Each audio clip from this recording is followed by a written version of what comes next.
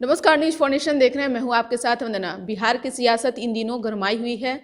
शराबबंदी को लेकर विपक्ष की बात छोड़ दीजिए, सत्ता पक्ष भी अब सरकार पे हमलावर है। हमारे साथ बात करने के लिए हैं राजद के मुख्य प्रवक्ता भाई वीरेंद्र, और इनसे मेरा सवाल है कि क्या लगता है कि इन सब राजनीति हलचल के बीच में बिहार में परिवर्तन कुछ होगा?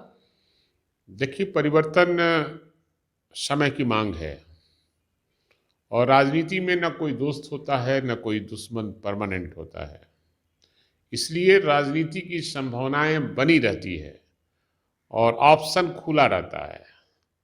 इसलिए राजनीति में कुछ कहना मुश्किल है।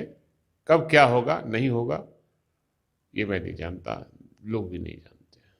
शराबबंदी को लेकर के अब सत्ता पक्ष के लोग ही, यानी कि जेडीयू के सहयोगी दल बीजेपी ही अब सवाल खड़ा कर रही है।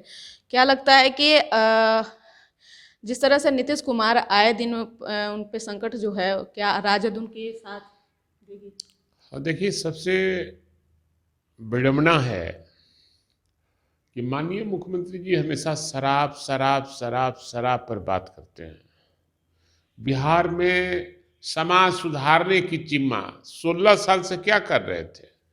16 साल से सत्ता उनके हाथों में है और न शराब बंद हो पाया है अभी, न समाज में इस तरह का संदेश गया है। ये पहले समाज को निश्चित रूप से सजग करना चाहिए और शिक्षित करना चाहिए कि शराब पीने से क्या क्या घाटा है। शराब नहीं पीना चाहिए, समाज में पहले जागरूकता पैदा करना चाहिए। तो ये कानून जिद में कानून बना देते हैं।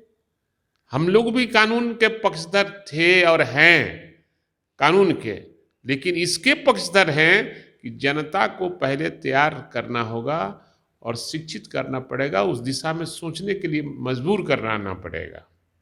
हमारे नेता आदरणीय लालू प्रसाद यादव उन दिनों भी कहा था कि कोई ऐसा सख्त कानून मत बनाओ जिससे आने वाले समय में फजियत झेलना पड़े। अब नीतीश कुमार जी को उससे फजियत हो रहा है।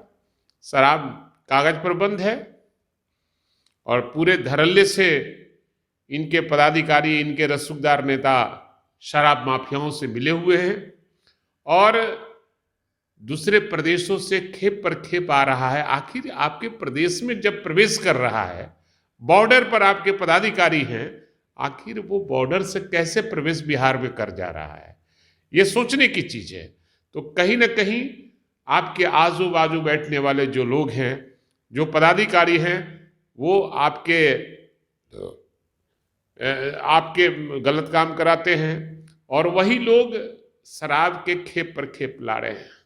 थानों में पोस्टिंग उसी की हो रही है जो आरसीपी टैक्स देकर थानेदार बन रहे हैं। पुलिस पदाधिकारी जिला या फिर अनुमंडल में जा रहे हैं तो केवल रसूखदार नेताओं के पैरवी से और आरसीपी टैक्स देकर वो बनेगा। जो आरसीपी टैक्स देगा तो निश्चित रूप से वो गलत काम करेगा। अगर नीतीश कुमार पर आए भविष्य में अगर खतरा मंडराता है तो क्या आरजेडी साथ देगी? अगर वो हमारे नेता आदरणीय तेजस्वी यादव को मुख्यमंत्री बनाने को तैयार हो जाएंगे, समर्थन देंगे हमको, तो हम समर्थन लेने के लिए तैयार हैं। तो आप तो खुला ऑफर दे रहे हैं ना नीतीश कुमार को कि आप हमारे साथ शामिल हो जाइए। मैंने नहीं कभी ऑफर दिया, आप मेरा बयान पढ़िए। मैंने उनको सलाह दिया है कि आपसे बिहार चल नहीं रहा है और आप जो कानून बनाए हैं ये कानून वो सरजमीन पर नहीं उतारा जा सका है।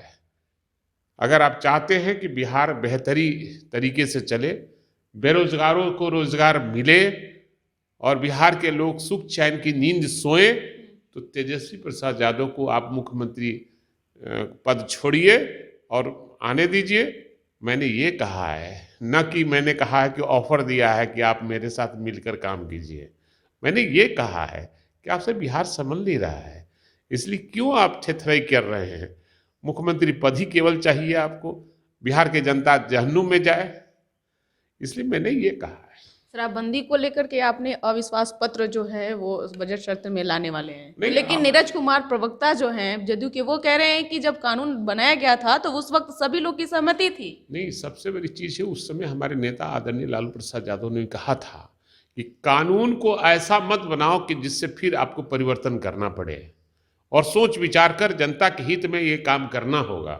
तो हम आज भी कह रहे हैं कि जो कानून में परिवर्तन लाने वाले हैं, अगर जनता के हित आम आवाम के पक्ष में अगर नहीं होगा तो आरजेडी और महागठबंधन सरकार के खिलाफ में अविश्वास प्रस्ताव लाएगी। आपसे मेरा एक सवाल है कि अगर बिहार में प्रशासन पे अगर कार्रवाई होती है तो क्या शराबबंदी जो है वो सफल ये तो माननीय मुख्यमंत्री जी को ये करना पड़ेगा, कथनी और करनी में सामंजस्य लाना पड़ेगा। लेकिन आप सब कह रहे हैं ना कि प्रशासन की लापरवाही के कारण ही धरल ऐसे निश्चित रूप से। तो क्या प्रशासन को शिकंजा कसा जाएगा? सरकार अगर शिकंजा कसती ये है, शिकंजा कौन कसेगा?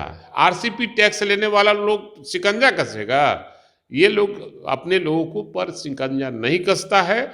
और इस राज्य में जितना आरसीपी टैक्स लेकर और एक जाति विशेष के लोगों को तवज्जो जो दिया गया है, इसलिए बिहार में शासन नाम का कोई चीज नहीं है और बिहार में कोई भी कानून सरजमीन पर लागू नहीं हुआ है। बिल्कुल। तो आप सुन रहे थे क्या कुछ कह रहे थे राजद के मुख्य प्रवक्ता भाई वीरेंद्र। इन्होंने साफ तौर से कह दिया कि अगर नीतीश कुमार हमारे साथ आते भी हैं तो मुख्यमंत्री पद उन्हें छोड़ना पड़ेगा। अगर तेजस्वी यादव को वो मुख्यमंत्री मानते हैं तो हमारे साथ वो आ सकते हैं। लेकिन अब देखने वाली बात रहेगी कि जिस तरह से बिहार में एनडीए में भी अभी घमासान मचा हुआ है, इसके बीच बिहार की राजनीति में क्या कुछ बदलाव लेता है वो भी हम आप तक जरूर साझा करेंगे। इसका बस इतना ही, बने रहिए न्यूज़ फाउंडेशन के साथ। धन्यवाद।